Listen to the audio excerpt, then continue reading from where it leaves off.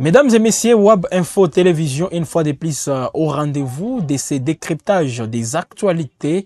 Nous sommes bien en direct sur votre chaîne pour ces décryptages du 19 août 2025. Vous êtes nombreux des milliers en train de nous suivre en Europe, en Afrique, particulièrement en République démocratique du Congo. Merci mesdames et messieurs de votre fidélité renouvelée une fois de plus sur la chaîne des actualités, sur la chaîne aussi des décryptages. Cette chaîne, mesdames et messieurs, qui vous édifie chaque jour. Aujourd'hui, nous allons, mesdames et messieurs, décrypter les contenus du projet d'accord de paix proposé par le Qatar. Le Qatar a proposé un projet d'accord à la République démocratique du Congo, donc au gouvernement de la RDC, à la FCM 23, pour voir, ou disons pour que ces deux parties donnent leur avis, afin d'arriver, ou disons de parvenir à la signature d'un accord de paix. Voilà pourquoi on appelle ça projet d'accord. Ça confirme encore une fois, ou disons ça prend en compte plutôt, la déclaration des principes signée le 19 juillet 2025 entre la République démocratique du Congo et l'AFC M23. Qu'est-ce qui est dit? Quelles sont les concessions, ou disons les différentes propositions données par les Qatar aux deux parties? Et quelle est la réponse actuelle du gouvernement de la République démocratique du Congo? Quelle est la réponse aussi de l'AFC M23 par rapport à cette proposition de la médiation, donc des médiateurs qataris? Alors, mesdames et messieurs, comme vous le savez tout d'abord, alors que, comme on peut donc le dire, la réunion devrait déjà être organisée. C'est depuis le 18 août que les gouvernements de la République démocratique du Congo et la FCM23 devraient bien sûr se rencontrer à Doha. Aucun accord pour l'instant d'épée n'a été trouvé entre les rebelles de la FCM23, les éléments de la FCM23, c'est là qui occupent Goma, c'est là qui occupent Bukavu, c'est là qui sont à Rutshuru, Masisi, parce qu'on a tendance souvent à oublier d'autres territoires. On dit tout simplement Goma, Bukavu, Rutshuru, une partie de Rutshuru est entre les mains de la FCM23, Masisi, Nyiragongo et une partie même de Lubero. Au sud qui vous séparez, une partie de Walungu, les territoires originaires de Vital Kamerhe, de Denise Nyakeru, la première dame de la République démocratique du Congo. Une partie des Kabare et des Calais est aujourd'hui occupée. Alors, qu'est-ce que ça fait? L'AFC M23 qui contrôle toutes ces zones, donc, et le gouvernement congolais devrait déjà conclure un accord, et la date prévue selon la déclaration des principes du 19 juillet 2025, c'était le 18 août, donc plutôt les 17, hein, voilà, les 17 août 2025, donc avant-hier. Maintenant, le gouvernement, toutefois, voilà, il faut le dire, mesdames et messieurs, les projets dont les médias français Jeune Afrique a pris connaissance a été transmis aux deux parties par les Qatar.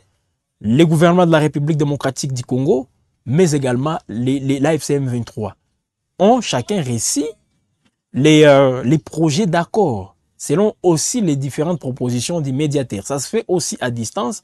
Donc, les partis peuvent être à Doha ou pas, mais il y a toujours les discussions qui continuent. Alors, revenons un tout petit peu sur les calendriers, mesdames et messieurs, parce que le calendrier était aussi trop ambitieux. Et c'est aussi ça la grande question. Est-ce que le calendrier présenté avec la déclaration des principes, c'est un calendrier ambitieux ou c'est un calendrier irréaliste? On a juste pris les dates tout en sachant que ça sera difficile pour le gouvernement congolais, tout comme pour l'AFC M23, de parvenir à un accord. Alors, après tout simplement la signature du 19 juillet de cette fameuse déclaration des principes, la République démocratique du Congo, donc le gouvernement de la RDC, et les éléments, ou disons l'AFC M23, s'étaient engagés à conclure un accord de paix définitif en moins d'un mois. En moins d'un mois. Donc, prenons le 19 juillet, un mois, c'est le 19 août, donc comme aujourd'hui, mais on a dit en moins d'un mois. Donc, entre les 17 et les 18. Mais cela n'a pas été fait Et pourtant, on avait prévu même au plus tard, donc au plus tard, le 18 août dernier, donc hier. Mais il faut tout simplement vous assurer que l'accord en question reste toujours en attente. La signature est toujours attendue entre la RDC et l'AFC M23. Alors, les médiateurs, lui, de son côté, assurent néanmoins que les discussions se poursuivent. Voilà. Bien que la date butoir du 18 août n'ait pas été respectée. Je suis en train de vous lire, mesdames et messieurs, les contenus, voilà, de toutes ces précisions. C'est avec Jeune Afrique. Alors, les deux parties ont répondu positivement aux facilitateurs et ont exprimé leur volonté de poursuivre les négociations, indique une source officielle à Doha. De fait, les deux belligérants ont chacun publié dimanche dernier 17 août un communiqué pour réaffirmer leur engagement à œuvrer pour la paix. Voilà pourquoi hier je vous ai dit, il y a toujours des discussions qui se font, même à huis clos, ou disons même en dehors des caméras. Dans les coulisses, il y a des discussions qui se font. Et ces discussions, mesdames et messieurs, il y a même des éléments qui nous poussent à l'affirmer. C'est avec le communiqué qui a été signé le 17 août dernier. Un communiqué, la RDC qui signe son communiqué à Kinshasa, la FCM23 qui fait aussi un communiqué. Et le contenu est le même. Voilà pourquoi moi je vous ai dit, les parties discutent toujours. Alors, par rapport au nouveau round des discussions, parce qu'il faut aussi les préciser, la FCM23 qui avait fait les préalables, mais on se pose toujours de questions, quelle sera la suite avec le nouveau round des discussions. Alors, les discussions ont pris un nouveau tournant, il faut le préciser, parce que depuis le 14 août, après que Doha a transmis un projet d'accord aux deux parties, les deux parties ont confirmé, toujours à Jeune Afrique, avoir reçu les textes. Doha, donc les médiateurs qui affirment maintenant qu'un nouveau round de négociations débutera prochainement et qu'une délégation congolaise et des membres de l'AFC M23 y participeront. Et par rapport à ça, il y a donc des délégations qui commencent à prendre la direction des Doha. La première délégation à piétiner, ou disons à atteindre les sols qatariens, c'est la délégation de la FCM 23. Et puis, la délégation du gouvernement congolais aussi vient de faire pareil. Alors, mesdames et messieurs, il faut aussi dire que ces discussions auraient même dû reprendre depuis le 8 août. Parce que le 8 août de ces mois en cours, ces discussions devraient en principe reprendre. Mais les rebelles, donc l'AFC M23, avaient réclamé la mise en œuvre préalable des mesures de confiance, dont tout d'abord la libération de plusieurs centaines de prisonniers. C'était l'une des exigences, ou disons parmi les préalables présentés par l'AFC M23, c'était la libération des prisonniers, de ces membres qui sont en détention à Kinshasa. Pour l'AFC M23, c'est un acte qui renforce aussi les mesures de confiance entre lui et le gouvernement de la République démocratique du Congo. Alors, ce point est toujours, mesdames et messieurs, la priorité, voilà, de la délégation de l'AFC M23 qui se rend à Doha. Et qui est déjà à Doha, pour être précis. Mais, de son côté, Kinshasa, où le gouvernement de la République démocratique du Congo refuse toujours de faire cette concession avant qu'un accord soit signé. Ça, c'est aussi la réponse du gouvernement de la RDC à cette exigence du M23. Le gouvernement dit qu'il ne va pas faire cette concession avant la signature d'un accord. Donc, l'accord, on signe d'abord l'accord et après, on passera par la libération de ces prisonniers. Si cette libération, mesdames et messieurs, des prisonniers figure bien dans la proposition qatari, parce que le Qatar, dans sa proposition, insiste aussi sur cette libération, le texte prévoit aussi la mise en place, donc, ce qu'on appelle, mesdames et messieurs, les projets d'accord présentés par les médiateurs. Ces projets prévoient aussi la mise en place de plusieurs structures destinées à contribuer à l'instauration de la paix. Je vais vous expliquer de quoi il s'agit. L'une d'elles, donc l'une de ces structures, comme on peut le constater, est le mécanisme multilatéral de surveillance. On va d'abord mettre en place un mécanisme multilatéral de surveillance. Ce mécanisme est censé être co-géré par la République démocratique du Congo et les M23, avec la participation en tant qu'observateur du Qatar et de l'Union africaine. Celui-ci devrait donc permettre, ces mécanismes de surveillance devraient permettre de veiller à l'application de l'accord. Kinshasa est dubitatif par rapport à cette demande du médiateur. Kinshasa, jusque-là, n'a pas répondu positivement ou négativement. Il reste dubitatif. Alors, les projets d'accord présentés par les médiateurs envisagent aussi un règlement du conflit en 3 phases qui devrait s'atteler sur au moins 7 mois à compter de la signature d'un accord. Donc, il s'agit ici, mesdames et messieurs, on envisage aussi un règlement du conflit en 3 phases qui devrait, donc les 3 phases devraient s'atteler sur au moins 7 mois à compter du jour de la signature de l'accord. Donc si on signe l'accord aujourd'hui, nous sommes le 19 août 2025, on va compter à partir d'aujourd'hui jusqu'au 7e mois. Nous sommes au mois d'août actuellement, donc ça va aller jusqu'au mois de mars.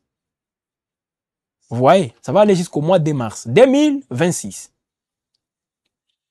Pendant ce temps, la FCM 23 sera toujours à Goma. Là, ce sont des précisions que nous sommes en train de vous donner. Avec les projets d'accord. On parle de 7 mois. On est au mois d'août aujourd'hui. N'est-ce pas? Et c'est comme ça, donc au mois de mars, on peut donc arriver maintenant à se rassurer aussi qu'il y a un règlement des conflits dans les 3 phases, comme ça s'est dit. Alors, la première phase, mesdames et messieurs, en parlant de toutes ces phases, pour les 7 mois, il y a 3 phases. La première phase se focalise sur la situation humanitaire et sécuritaire. Cette phase prévoit la formation sous l'autorité du ministère de l'Intérieur d'une force spéciale intérimaire. Une force spéciale intérimaire. Et c'est sous l'autorité du ministère de l'Intérieur, décentralisation et affaires coutumières. Là, on voit le ministre Jacquemain Chabani. Voilà pourquoi c'était important à ce que les messieurs là, le ministre Jacquemain Chabani soit présent à Doha. Vous comprenez maintenant le rôle. Pourquoi on voulait associer aussi les ministres des Affaires étrangères. Jacquemain Chabani était là-bas parce qu'il a un rôle à jouer pour la mise en œuvre, mesdames et messieurs, de cet accord. Mais ici, on nous parle, voilà, sous l'autorité du ministère de l'Intérieur. Jacquemain Chabani qui chapeaute ces ministères. On va mettre en place une force spéciale intérimaire. Cette force, mesdames et messieurs, serait composée à 50% des membres éligibles. Donc, les membres éligibles de l'AFC M23, la force spéciale, sera composée, je répète, à 50% voilà, des membres éligibles de l'AFC M23, chargés de collaborer notamment avec les éléments de la police nationale. Donc, on dit ceci, 50% AFC M23, donc les éléments de l'AFC M23, les militaires de l'AFC M23, et 50 autres de la police nationale congolaise, la PNC. On fait déjà, si c'est un mixage, je ne sais pas, mais c'est ça aussi le mixage. On fait déjà un mélange. M23, gouvernement congolais par la police nationale congolaise, on met une force spéciale. Quel sera le rôle de cette force spéciale? Ici, on parle d'abord de la situation humanitaire et sécuritaire. Une force spéciale, j'ai dit encore bien, 50% AFC M23, 50% PNC. Donc, si c'est une force spéciale, disons par exemple, composée de 1000 éléments, 500 côté M23, 500 autres côté police nationale congolaise. C'est le projet d'accord, mesdames et messieurs. Je ne suis pas en train de dire des choses imaginaires. C'est les projets d'accord aussi mis en place ou disons proposés par la médiation qatarienne. C'est à l'AFC M23 et au gouvernement congolais de donner leur OK et qu'on avance. Si c'est comme ça qu'ils vont décider. Et si le gouvernement refuse, on va essayer un peu d'ajuster. Si c'est l'AFC M23 qui refuse, on essaie un peu d'ajuster. C'est quand même, ce sont des révélations, mesdames et messieurs, qu'il ne faut pas aussi tout simplement minimiser. Alors, les paramètres, disons les périmètres plutôt, les périmètres d'intervention de cette, donc le périmètre d'intervention de cette force spéciale hein, serait circonscrit aux zones dites affectées dans les provinces du Nord Kivu et du Sud Kivu. Nord Kivu et Sud Kivu. Les provinces affectées. Ce sont donc des provinces, les zones qui sont occupées par l'AFC M23. Alors cette force serait l'unique à avoir l'autorisation, mesdames et messieurs, à intervenir. Donc quand il y a un ça ne va pas, c'est cette force EPNC M23 qui serait autorisée voilà, à intervenir. À l'exception aussi de son mandat. Donc à l'expiration de son mandat, allais-je dire, à l'expiration de son mandat.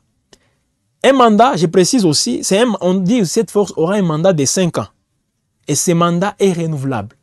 Aujourd'hui, si c'est en 2026 qu'on va conclure l'accord, ou disons en 2025, 26, 27, 28, 29, 30, 5 ans. L'AFC M23 et le gouvernement congolais seront en train de travailler ensemble. PNC et les éléments de l'AFC M23. Là, on parle de 5 ans. Et ces 5 ans est renouvelable. On ne dit pas 5 ans non renouvelables. C'est 5 ans renouvelables. Ces éléments aussi, PNC M23, devraient être intégrés au sein de l'armée et de la police. C'est le Qatar qui donne cette proposition. Les éléments devraient être intégrés au sein de l'armée et de la police. Donc, une fois terminé, on va mettre maintenant ce qu'on a toujours décrié, mixage, tout ça, ces histoires-là. On pourra mettre aussi ensemble, je dirais même, voilà, donc les deux éléments, AFC M23 et la PNC. Outre cet ambitieux projet, mesdames et messieurs, des forces conjointes ou disons forces spéciales PNC M23, les plans qataris envisagent aussi d'encadrer les retours de l'autorité de l'État dans les zones sous contrôle du M23. C'est un point très sensible.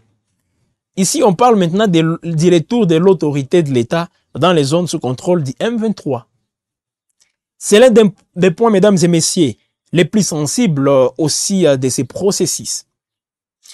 Après la signature de la déclaration des principes du 19 juillet dernier, la RDC et le M23 ont affiché, il faut le dire, une compréhension radicalement différente de ce qu'une telle démarche impliquerait. Pour le gouvernement de la République démocratique du Congo, les retours de l'autorité de l'État passent inévitablement par les retraits des rebelles. Selon Kinshasa, les retours de l'autorité de l'État, c'est que les rebelles, l'FM23 se retire et laisse la place au gouvernement, donc PNC et FARDC. Ça, c'est l'idée, la compréhension voilà, du gouvernement de la République démocratique du Congo. Les rebelles, de leur côté, ont affirmé qu'ils n'avaient aucune intention d'abandonner les zones sous leur contrôle. Donc, ils ont dit noir sur blanc qu'ils ne vont pas abandonner les zones qu'ils contrôlent. Dans sa proposition aussi, parce que c'est ça aussi la médiation, le Qatar évoque donc les rétablissements de l'autorité de l'État dans les zones concernées, dans des provinces du Nord et du Sud Kivu. Là, on ne parle plus du retour de l'autorité de l'État, on parle du rétablissement de l'autorité de l'État dans les zones concernées. Et là, c'est dans les Nord Kivu et dans les Sud Kivu. Alors, ces rétablissements, mesdames et messieurs, passeraient par la nomination. Hier, on l'a dit, et voilà, les choses commencent à C'est confirmé. Donc, ces rétablissements plutôt, ces rétablissements passeraient voilà, par la nomination par le gouvernement congolais, ou disons l'exécutif congolais, avec à sa tête le président Félix Tshisekedi, des autorités intérimaires au niveau local. Les autorités intérimaires au niveau local. Quand je dis du niveau local, on ne parle pas de la province du Maniema, Chopo, Katanga, Nord Kivu et Sud Kivu. La nomination des autorités locales par le président Félix Tshisekedi. Et là, on n'exclut pas les candidatures potentielles des personnalités suggérées par l'AFC M23. Donc, les personnes que le président Félix Tshisekedi devrait nommer, parmi eux, il y aura aussi les éléments de l'AFC M23. L'intérim de ces autorités de transition prendrait fin avec l'organisation d'élections dans les zones envisagées pour 2027. Ils ont un mandat. S'ils seront nommés en 2026, ils seront là jusqu'en 2027. Et après 2027, leur mandat expire. Et ça ne sera pas tout. On continue toujours avec ceci, parce que ça ne sera pas tout. En parallèle, la proposition d'accord suggère aussi l'organisation d'un dialogue national en 2026. 2026, l'organisation d'un dialogue national. Avant d'arriver au dialogue national, ici on parle aussi de ces autorités qui seront nommées, donc les gouverneurs, les maires, les bourgmestres, qui seront nommés par le président Félix Tshisekedi dans les zones contrôlées par l'AFC M23, et parmi eux, il y aura les membres de l'AFC M23. Voilà le partage du pouvoir qui sera fait entre l'AFC M23 et le gouvernement congolais. Tout ça, c'est les Qatar qui proposent. Le gouvernement de la RDC, si il accepte ceci, on va acter. Si l'AFC M23 accepte, on avance. Si l'une des parties arrive à refuser, il y aura donc blocage et on va essayer un peu de trouver un compromis. D'ajuster aussi toutes ces propositions. Par rapport à la nomination, on parle, mesdames et messieurs, d'un mandat qui va aller jusqu'en 2027. Et après 2027, on va organiser les élections. Je vais vous donner tous les détails par rapport aussi à l'organisation des élections dans ces zones-là. En parallèle, la proposition d'accord suggère aussi, comme je le disais, l'organisation des dialogues national en 2026. Unanimement réclamé par l'opposition congolaise, comme vous le savez, ce projet, aussi porté par plusieurs mois par les églises catholiques et protestantes, donc l'ECC et la SENCO, peine à décoller. La nomination d'un nouveau gouvernement le 8 août dernier, avec aussi, comme vous le savez, l'intégration de certains opposants modérés, a repoussé aussi la perspective de ces dialogues selon plusieurs analystes. Alors, côté l'AFC M23, il y a aussi une colère, mesdames et messieurs. Selon toujours Jeune Afrique, et parle aussi de la colère de l'AFC M23. La direction de l'AFC M23 n'a pas donc apprécié le contenu du projet d'accord et l'a fait aussi savoir au médiateur qatari. Le groupe rebelle n'acceptait pas la formulation d'un retour de l'autorité de l'État dans les zones qu'il prétend avoir libérées. L'AFC M23 n'est pas d'accord avec les retours de l'autorité de l'État. Son projet de fédéralisme, parce que vous le savez, dans une conférence de presse, ils avaient parlé du fédéralisme. Alors, ces projets de fédéralisme qualifiés de balkanisation par Kinshasa n'est pas non plus évoqué. Donc, ils sont fâchés. Pourquoi? Parce qu'ils n'ont pas vu dans les projets, ou disons, l'aspect lié au fédéralisme. Du côté gouvernement congolais, l'accord est encore à l'étude, mais une source aussi bien placée assure que la délégation qui se rend à Doha sera dans la logique aussi de s'assurer que les intérêts de la République démocratique du Congo sont protégés et défendus pour que cette guerre soit la dernière. Voilà. Donc, les gouvernements congolais qui parlent aussi, qui évoquent l'aspect lié au respect de l'intégrité territoriale de la République démocratique du Congo, ne seraient pas aussi d'accord avec ce qu'on appelle mixage, tout ça, ou la mutualisation des forces avec l'AFC M23. Et pourtant, noir sur blanc, le Qatar a donné sa proposition. Je vais vous lire, mesdames et messieurs, les grandes lignes des propositions qu'on peut retrouver dans ces projets d'accord présentés ou disons proposés à la RDC et à l'AFC M23 par le Qatar. Premier point, on parle de la mise en place d'une force spéciale intérimaire composée à part égale 50% M23 et 50% police nationale congolaise. Cette force sera chargée d'occuper les zones actuellement contrôlées par l'AFC M23. Goma, Bukavu, Rutshuru, Masisi, Nyiragongo, Lubero, Kalehe, Kabare, Walungu. Donc, on va mettre en place une force spéciale intérimaire. La désignation par le président Félix Tshisekedi des gouverneurs intérimaires, ici de l'AFC M23 aussi, pour administrer les provinces sous contrôle rebelle jusqu'en 2027.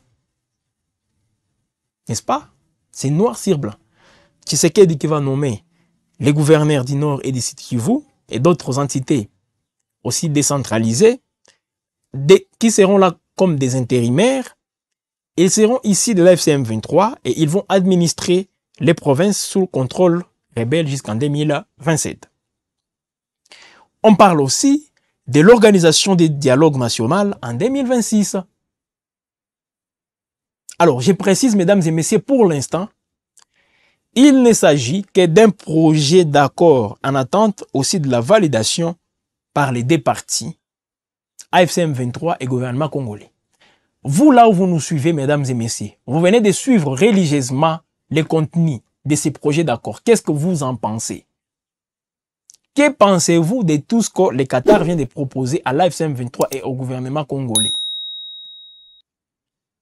Parce que les réactions commencent déjà de tomber. Plusieurs personnalités réagissent déjà à ça. D'abord, c'est le député honoraire, Eli de Walikale, député honoraire, parce que pour l'instant, il ne siège pas à l'Assemblée nationale. Il s'agit du député Juvenal Mounoubo. Lui qui dit ceci: les deux parties ont intérêt à agir vite dans la désescalade pour conclure la paix, car avec l'enlissement du conflit, il y a risque d'une balkanisation des faits. Ça, c'est l'honorable Juvenal Mounoubo. Il a dit sur la radio Top Congo. Il y a aussi un militant de la Lucha, Bienvenu Matoumo, qui a aussi réagi à ça. Lui qui dit que les projets d'accord avec le gouvernement et les M23, préparés par la médiation qatari et validés par Kinshasa, selon lui, les projets est validé par Kinshasa. Il dit que ça constitue un acte qui ancre la balkanisation de la République démocratique du Congo. J'avais déjà dit et affirmé que Félix Tshisekedi n'était pas fiable et digne d'engager la République dans une négociation. J'appelle les Congolais à de s'opposer fermement à la conclusion d'un tel accord qui désintègre notre République. Mobilisons-nous pour exiger la tenue d'un dialogue national pour la paix tel qu'initié par les religieux Senko et CC. C'est un activiste du mouvement citoyen lutte pour le changement. Alors, il y a aussi une autre précision, mesdames et messieurs, c'est que pour l'instant, la République démocratique du Congo, le gouvernement congolais, va dépêcher sa délégation à Doha. Et cette délégation dit aller à Doha pour défendre les intérêts de la République. L'AFC M23, de son côté, j'ai vu Bertrand Bisimwa en parler. Voilà, c'est aussi dans un tweet, Bertrand Bisimwa qui dit ceci: dans le cadre de la mise en œuvre de la déclaration des principes du 19 juillet 2025, une équipe technique de notre mouvement se rendra à Doha pour examiner les dispositions pratiques de l'application du cessez-le-feu et de la libération des prisonniers conformément à la dite déclaration.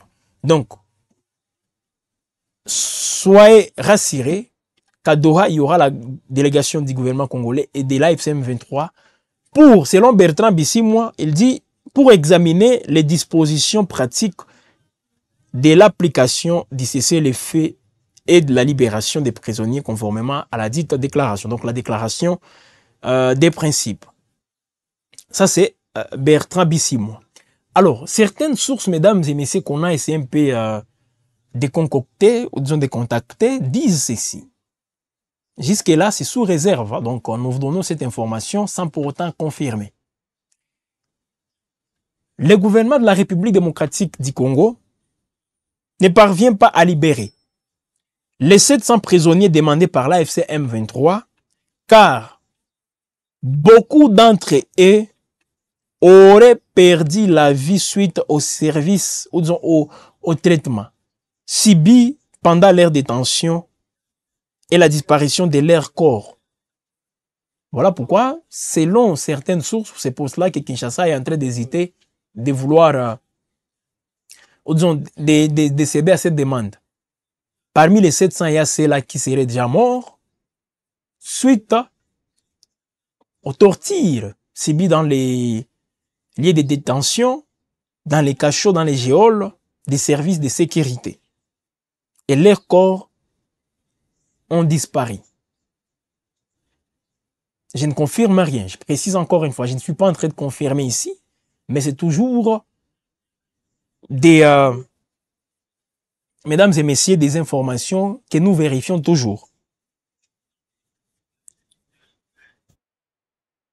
Alors, donc dans les heures à venir, l'AFC M23 va déléguer, va donc envoyer sa délégation à Doha. Mais pendant ce temps sur terrain, mesdames et messieurs, hier lundi 18 août, il faut aussi le dire, dans la province du Sud Kivu, des combats violents ont été signalés depuis les après-midi. C'était entre les combattants de l'AFC M23 et les FARDC, appuyés toujours par le Wazalendo, il faut le dire, à 7 km de Nzibira. Nzibira, nous sommes dans les territoires de Walungu. Alors, ces affrontements ont aussi occasionné un déplacement massif des habitants du centre de Nzibira, selon des sources de la société civile locale. Voilà, mesdames et messieurs, toutes ces révélations. Qu'est-ce que vous pensez, je répète encore une fois, de ces contenus? Projet d'accord présenté par les médiateurs à Qatari. Il a donc proposé au gouvernement de la République démocratique du Congo et à l'AFC M23 de donner donc ce qu'ils pensent, ou disons de donner aussi les ravals par rapport à tout ça. Et vous, comme des Congolais, vous qui êtes encore animés par cet esprit patriotique, qu'est-ce que vous pensez de tout ceci? Nous allons vous lire en commentaire comme nous le faisons, mesdames et messieurs. Donc, n'hésitez pas de commenter, n'hésitez pas aussi de vous exprimer en toute liberté. Aimez, partagez, sans oublier aussi de s'abonner si vous n'êtes pas encore abonné sur la chaîne Waba Info Télévision. Je vous ai dit ici, ce sont les informations, même les infos rares. C'est ici où elles sont décryptées. C'est aussi ça, notre travail. Parce que vous nous êtes fidèles, nous sommes aussi obligés de vous servir comme il se doit, comme il faut. Et voilà pourquoi nous sommes en train de les faire. L'un de nous, comme je l'ai dit, le fait d'appartenir à une organisation telle ou telle autre, non, nous sommes toujours aussi dans les bons chemins. Vous pouvez donc nous juger parce que les infos que nous vous donnons ici, souvent, si elles n'arrivent pas, ou disons si ça ne s'applique pas, souvent ce sont des informations aussi qui ont donc des choses qui ont été faites, et nous vous donnons les informations. On ne peut pas vous cacher quand même quelque chose, sans pour autant nuire aux uns et aux autres. Nous ne faisons que dire la vérité. C'est aussi ça, mesdames et messieurs, le travail qu'on s'est assigné. Merci d'avoir été nombreux en train de nous regarder. Merci de nous avoir suivis, mesdames et messieurs, de partout. Nous vous attendons dans la barre des commentaires. Donc, vous pouvez donc vous exprimer par rapport à ça. Imaginez, on va nommer maintenant les gouverneurs. Si une fois Kinshasa est d'accord avec ces projets d'accord, si l'M23 est aussi d'accord, on va nommer des gouverneurs. Les gouverneurs qui seront ici de l'AFC M23 au nord Kivu et au sud Kivu, on va les nommer ici. Leur mandat prendra fin en 2027. Après 2027, on passera aux élections. Dans ces zones, tout simplement. Ce n'est pas la population qui va voter, non. Je ne sais pas quelle sera la formule quand on parle des élections. C'est quoi aussi les budgets alloués pour ces élections? On parle aussi de la mise en place d'une force spéciale intérimaire, composée 50% M23, 50% police nationale congolaise, pour s'assurer de conditions humanitaires acceptables, mais aussi la sécurité qui doit être au rendez-vous. Donc, les retours ou les rétablissements de l'autorité de l'État s'expliquent dans ce sens, selon les propositions de la médiation du Qatar, voilà. Alors, nous sommes donc à la fin, mesdames et messieurs, de cette émission. Merci à vous de nous avoir suivis. C'était là les décryptages sur WAB Info Télévision, la chaîne qui vous édifie, la chaîne qui vous accompagne. Restez toujours connectés. Bonne journée chez vous, toujours avec WAB Info à votre compagnie.